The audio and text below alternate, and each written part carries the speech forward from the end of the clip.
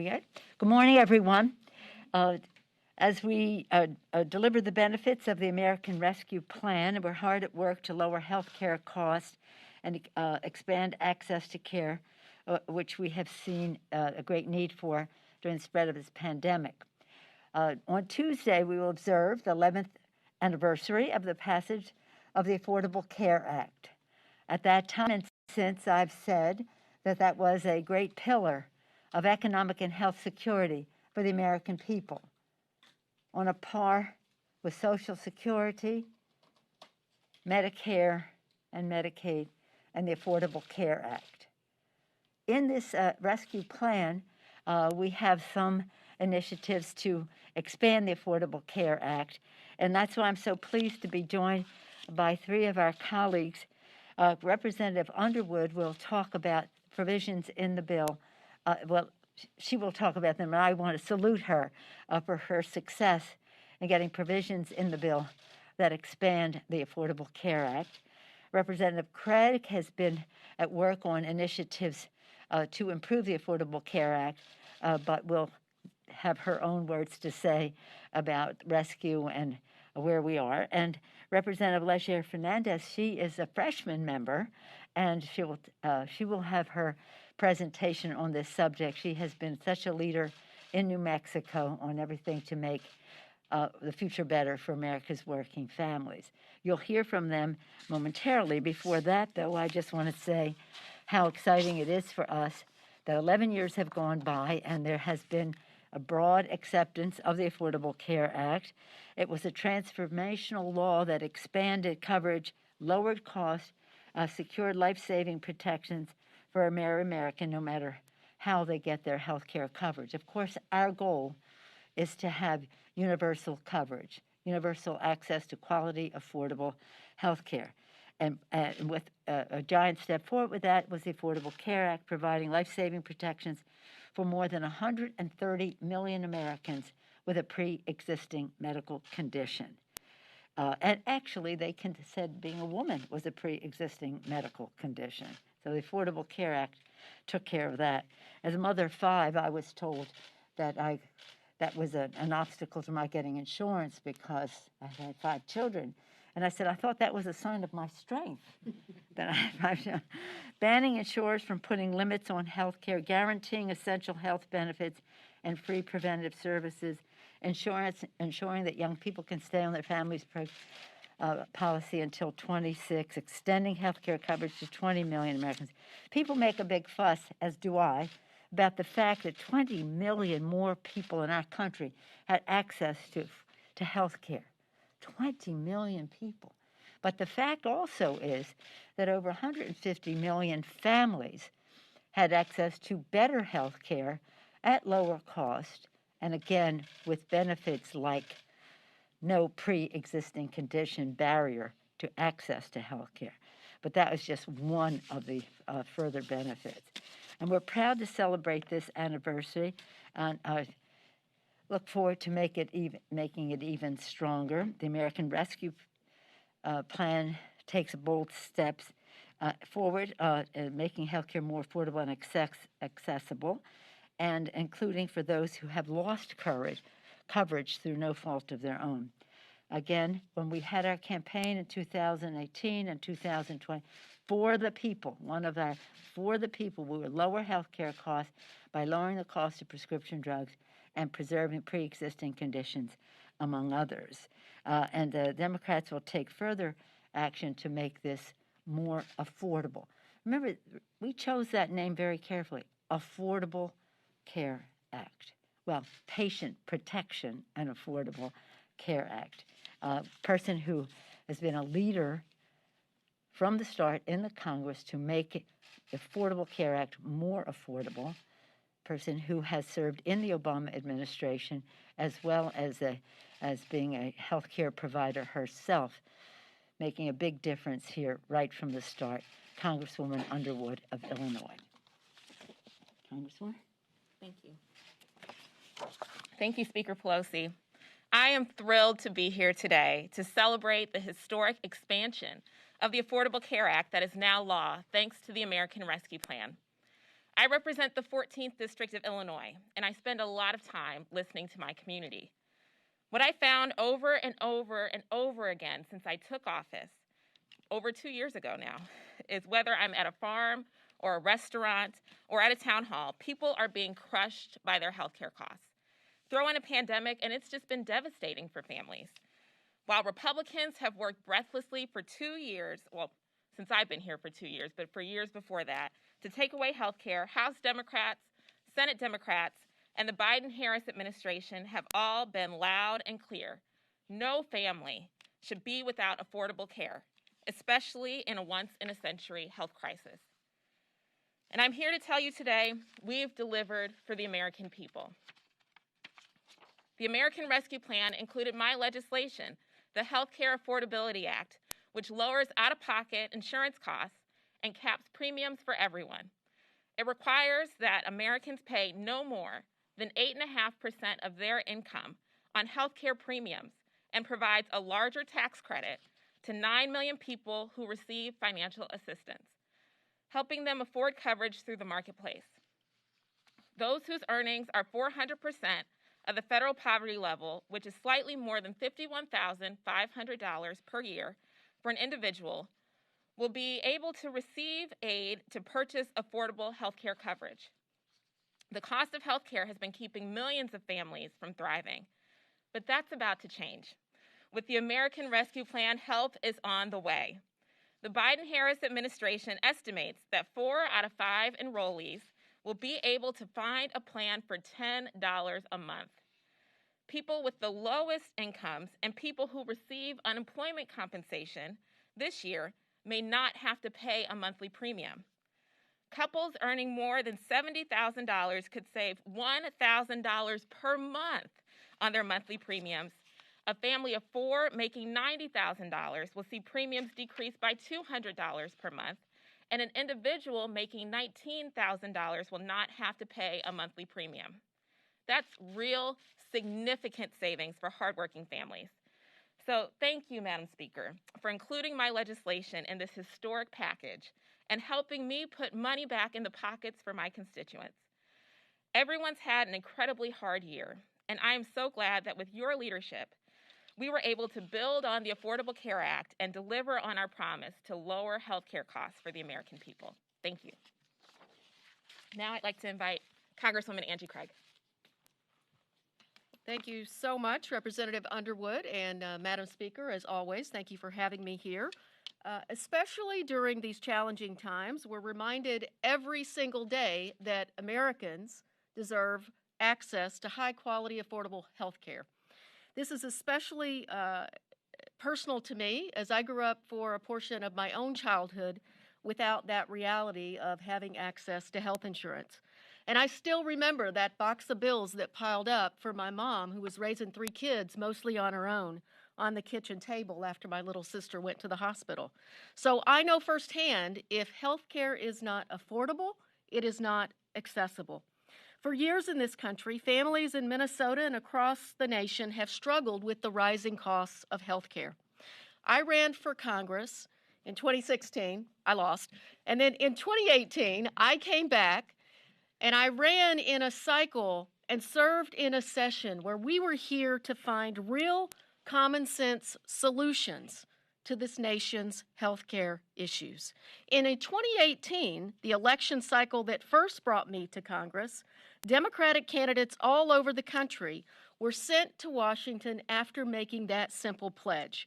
If elected, we would work tirelessly to stabilize and enhance the Affordable Care Act, lower the cost of prescription drugs in this nation and the out-of-pocket healthcare cost for families.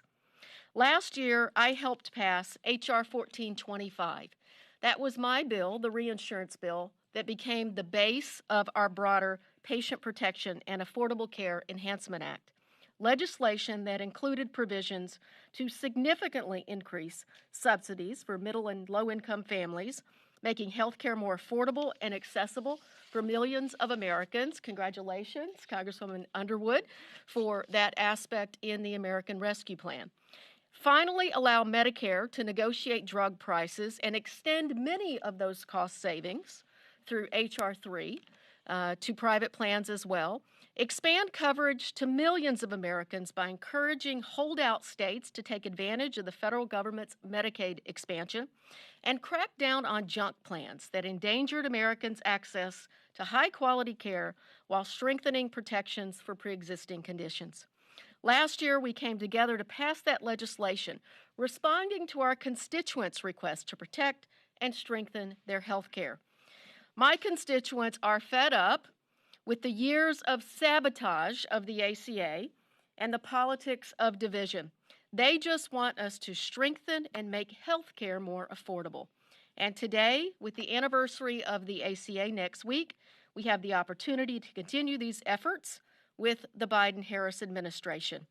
So with that, I'll hand things off to Representative Fernandez. Good morning. Thank you so much, Congresswoman, and thank you so much, Madam Speaker, for inviting me here today. So we know that this pandemic's tentacles have infiltrated every single aspect of our community's lives. It put a spotlight on the work that we still need to do to make healthcare affordable and accessible for everyone, everywhere, in every community, urban and rural. In New Mexico, one of the things that I did was help build rural health clinics, help build clinics in Indian country.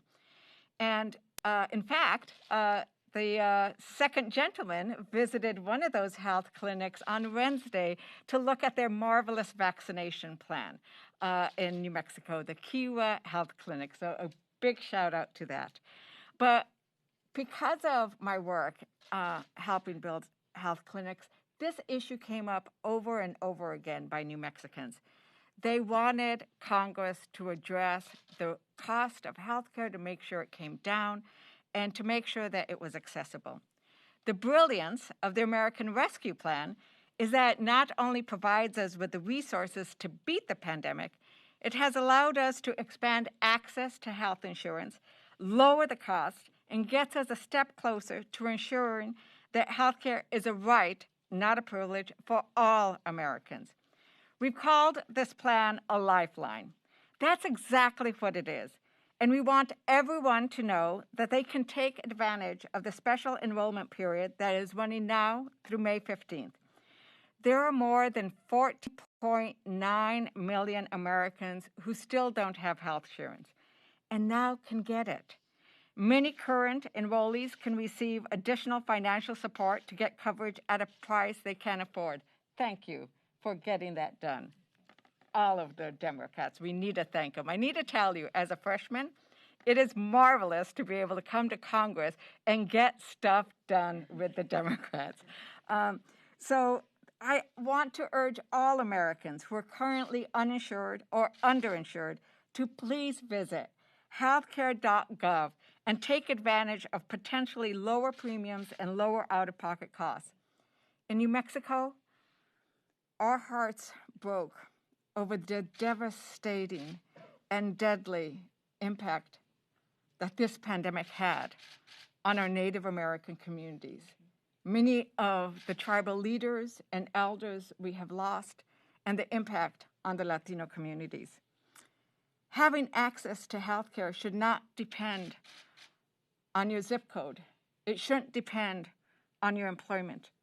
It shouldn't depend on your income, and it shouldn't depend on your race.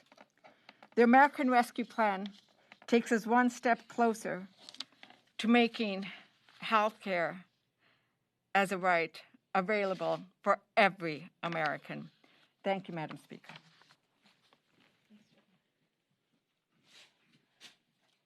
As we observe the 11th anniversary, which will be Tuesday, you can just see the pride we have not only in that legislation, but in the newer members of Congress who have taken up the cause and made their mark on this. Because they listened to their constituents and prioritized this health issue, which is a health issue and an economic issue for families because of affordability. So thank you so much to Congresswoman Underwood for the specific language in this legislation. You talked about it when you ran as your motivation for running, and we're all moved by that, and then you acted upon it at every step of the way. So thank you for your effectiveness in this, effective from the start, as is Congresswoman Angie Craig, with her very important legislation that's part of what we did last year, which we hope will be part of what we soon. It will be part of it, but we hope that that will be soon. Thank you.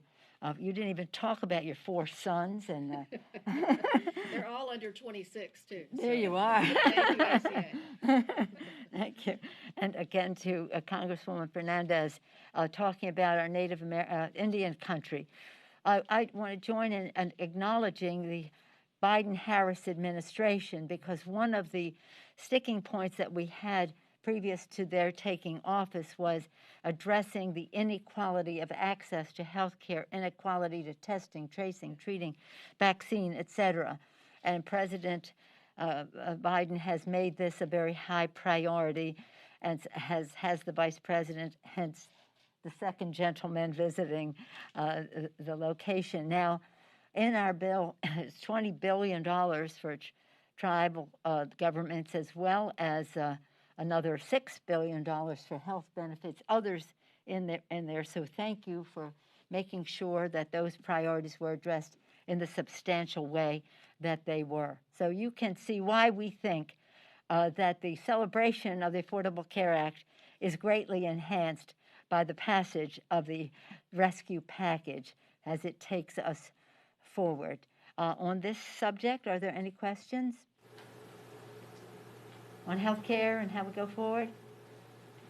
Well, again, I want to thank the President and the Vice President, as well as all of our colleagues, for those who were here for the Affordable Care Act, those who have fought for it then and since, even if they weren't here at the time, and those who are enhancing it and making it stronger. Again, a pillar of our America's family security, Social Security, Medicare, the Affordable Care Act.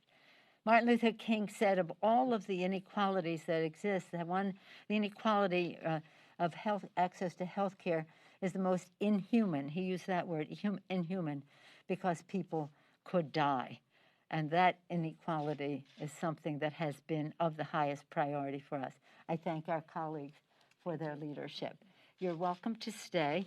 I know they would join me in acknowledging the sadness that our country has experienced with the assault on the AAPI community. When we leave here, we will go to the floor for a moment of silence. The flags are at half-staff as an acknowledgement and a comfort, but it is not a comfort unless we can end the fear and the injustice of it all. I'm so proud that the President and the Vice President are visiting Georgia. Perhaps they're on their way as we speak. Maybe they're there now to console. But also, I want to recognize that the President, early on, when he made his speech to the nation about COVID, he talked about AAPI, anti-AAPI violence in our country and how it had to stop, and he called upon the Attorney General, the Department of Justice, to address this issue. So long before Atlanta, we have known that this has been a challenge, really exacerbated by some of the language of a previous administration. And unfortunately, last year, it was over something like 3,700 acts of violence against the AAPI community. That would be more than 10 a day. As a representative of San Francisco, I take great pride in representing the AAPI community. It's a blessing to us all. And again, we see firsthand the risk that is there, and something that we are all very proud of, our AAPI community. We're very pleased this week that we were able to pass legislation, much of it coming from the Judiciary Committee. Mr. Nadler deserves some credit, a great deal of credit for that. But a lot of the women, as you see, the women are leading the way on these issues. First, we had the ERA, the passage of the ERA, removing the barrier under leadership of Jackie Spear, and we're proud of that. their barrier is not in the Constitution. It was put in by the Congress. Congress can take it out. Next, we had the Violence Against Women Act. Its reauthorization in a way that is stronger. In fact, listening to some of our friends in Indian country who have suffered so much from the injustice of violence against women on the reservations and no recourse. And then that was the other day. Yesterday, we had the two bills that I'm so excited about, the Dreamers Act. You may recall that in the last Congress, I spoke for 8 hours and 6 minutes in support of the DREAM Act. I won't do that now. I didn't do that yesterday, but I did use my time to take pride in the Dreamers and what they mean to our country.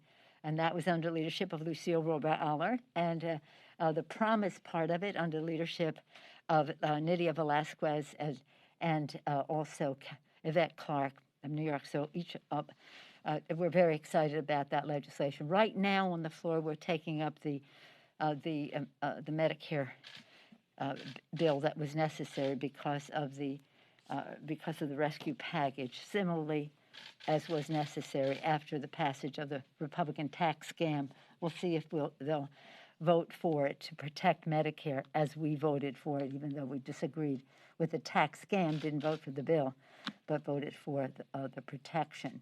When we come back, we're having committee meetings next week to prepare for our agenda for when we come back, and we'll be taking up, apropos of the conversation today, the no ban, the repeal of the Muslim ban legislation. We have legislation for access to counsel. The no ban, I think Judy Chu's legislation, the access to capital, Jayapal, Congresswoman Jayapal. The women are just ruling the roost here. I mean, it's just wonderful. And then we will have other legislation as well. So if you have any questions about that. Yes, sir. About this specifically? Yeah. I have an unrelated question. Sorry? I have an unrelated question. Unrelated to healthcare? Yes. Anything for healthcare? No? All right. Then you're welcome to stay. But we do have votes on the floor, so I don't know how long I can stay. Yes, sir.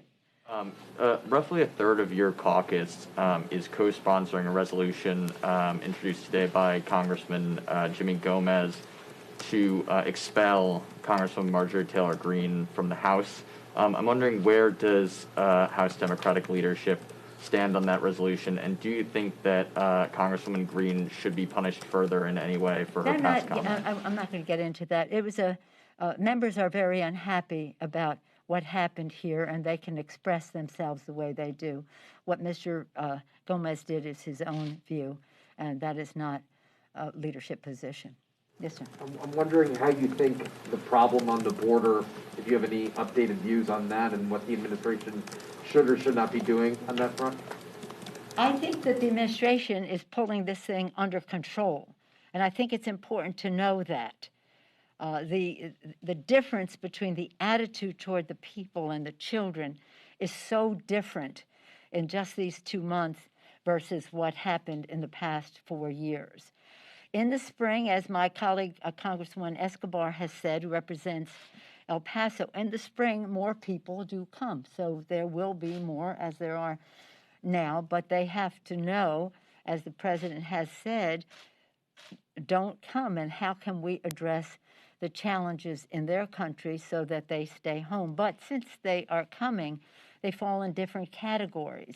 And the administration has plans in place to take care of the children in a much more humane way than before. And that means that we have to have more facilities, more beds, and the rest until we transition these children to nearly half of them, say 40-some% of them, have a parent in the country our country that we can transition to. Closer to 3/4 of them have a family member, if not necessarily a parent, in the country that we can transition them to. But they go from the Border Patrol, and then they go to the what's called ORR, the organization, the Refugee Relief, and then transition out. So that is being, with the FEMA at the border and the rest, the administration is addressing the immediate concerns. There has to be, though, the recognition that COVID is playing a role in how people need to be separated, and so this adds to the challenge when more people come. And we had like 13,000 beds, as Congresswoman DeLauro, under whose Labor HHS Committee, the OOR falls, there are 13,000 beds, but when you need to space, you need more space, so we need more locations. I always like to quote the evangelicals. They have been so excellent on immigration for such a long time. We are not in 100% agreement on all aspects of it, but by and large, they have been a very positive force for good. And when we were 4 years ago having a rump hearing, because we weren't in the majority, rump hearing on overturning the ban that the president had put, the Muslim ban, whether we had the military coming in and saying this is bad for national security, whether we had the diplomats, 1,000 of them signing a letter saying this is bad for our national security, whether we had the business community saying this is harmful message to the world, whatever it was. But the message I want to focus on is when the evangelicals testified, their representatives said that the United States Refugee Resettlement Program is the crown jewel of American humanitarianism. And this is part of what is at the border is our refugees applying for asylum in our country.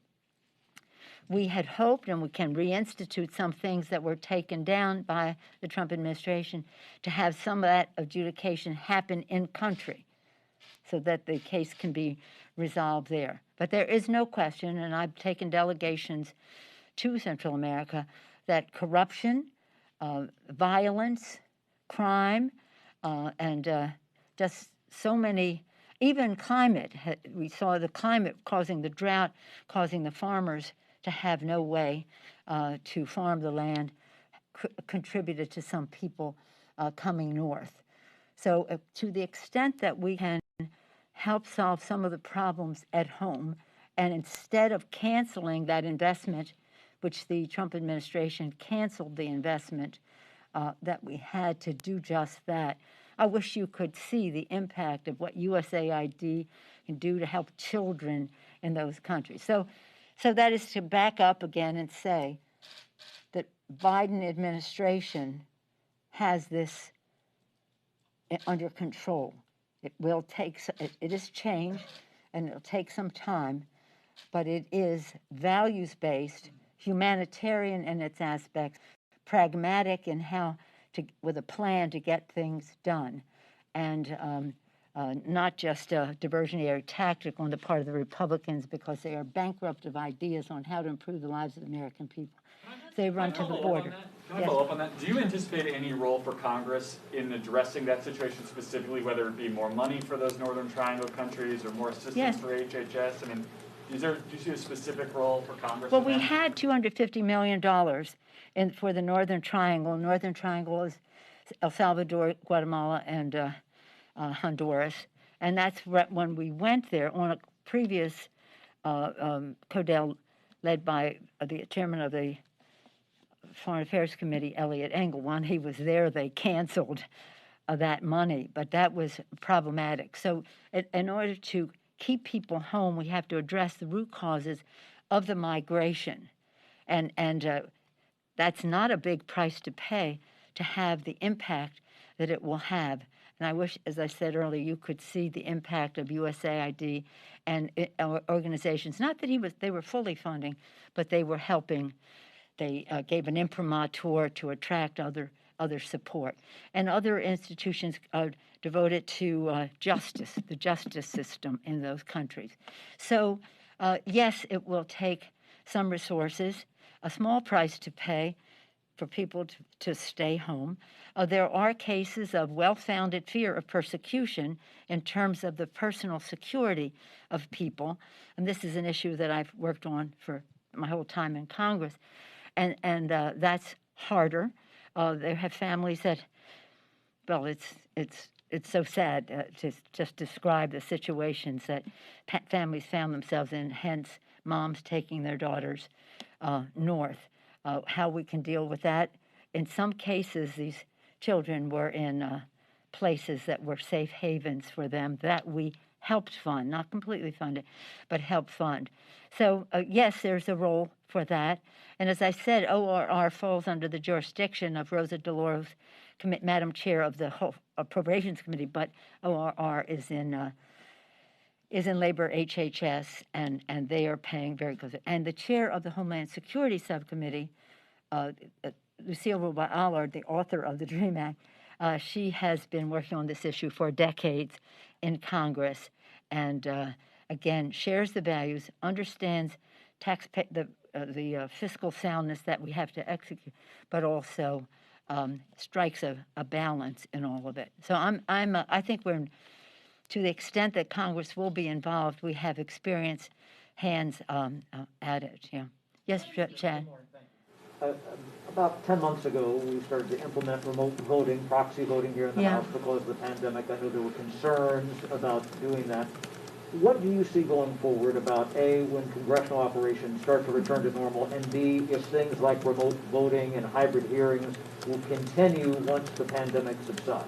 Well, one of the most substantial steps that can be taken is that everybody should be vaccinated. Right now, according to what I saw the Republican leader say and was quoted in the press, that 75% of the members are vaccinated. That is not, we need 100% of the members vaccinated because it just takes one to endanger others.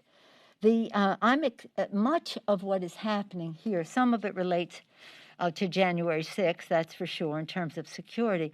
But most of the isolation and separation that we have, most of the reason that we cannot have official visits, most of the reasons why we cannot open up as much as we would like to for visits, for tourism, et cetera, and we hope that will be soon, is because of COVID, not because of January 6th.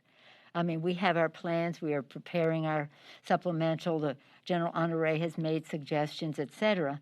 As you know, today, the outer fence is going to start to come down. So that part of it is being addressed.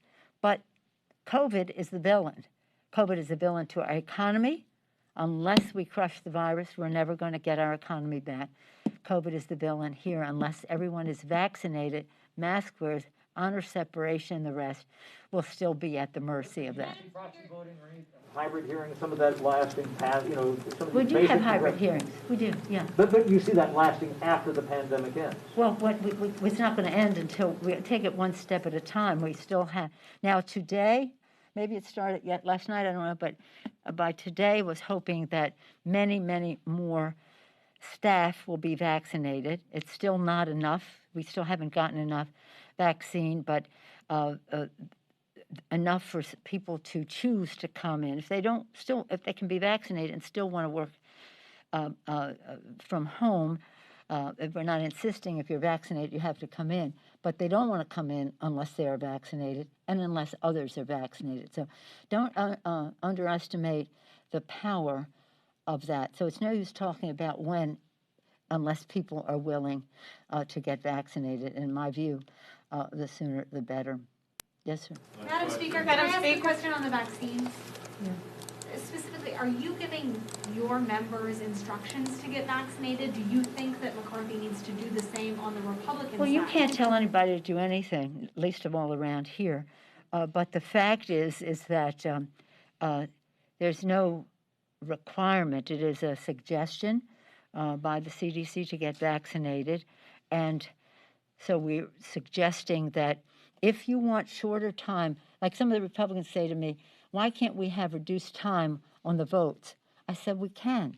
The more people who get vaccinated, the shorter time we have to stay on the separated on the floor. So it's not something that we can require. It's something only that we can suggest and make readily available which it is. So thank you.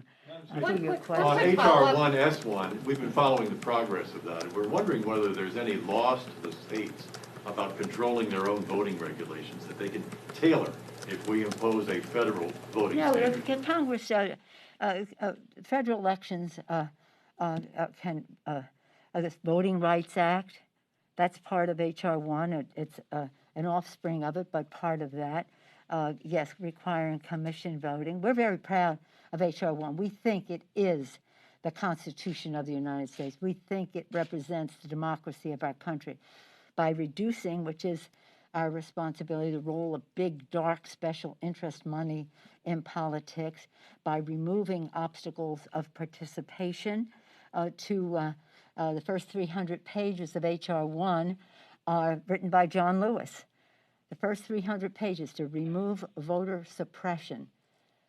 And you see how necessary it is when you see that over 40 states have over 250 laws now that they're striving to pass to lower voter participation.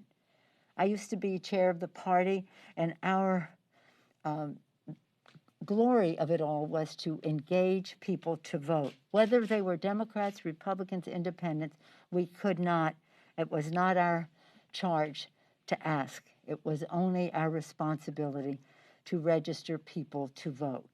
And to see the opposite of that, where a Republican Party, which cannot prevail on the strength of its issues, anti-this, anti-that, but only can win by suppressing the vote. And they know that, and that's why they're doing it. So no, I have no concern, respectful of where those responsibilities lie. I have great confidence in H.R. 1. I thank John Sarbanes and the author of it all for over a period of time. Zoe Lofgren, the chair of the House Administration Committee, for her leadership. So proud of all of our members. The American people know this is a way to restore integrity by reducing the role of big, dark money, which suffocates the airways with misinformation, rather than having a respectful execution of our process. Thank you all. Bye-bye. Thank you.